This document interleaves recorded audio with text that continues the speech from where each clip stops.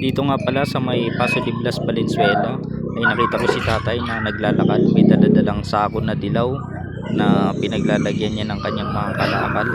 Sa hirap ng buhay kahit matandaan ay pinipilit pa rin niya kumita ng pera. Kaya nga babalikan natin siya para mabigyan natin siya ng konting tulong pa.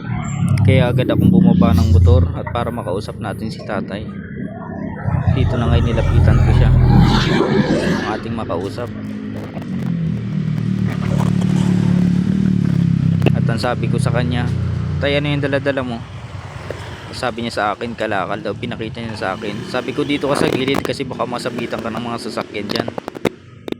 Tumabi naman siya. Sabi ko sa kanya, kumain ka na ba? Hindi pa raw siya kumakain. Kaya binigyan natin siya ng kunting tulong.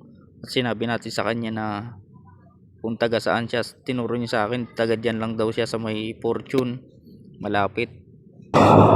Sabi niya sa akin, hindi pa raw siya kumakain.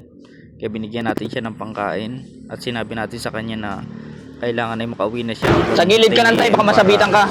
Hindi siya abutan ng matinding sikat ng araw.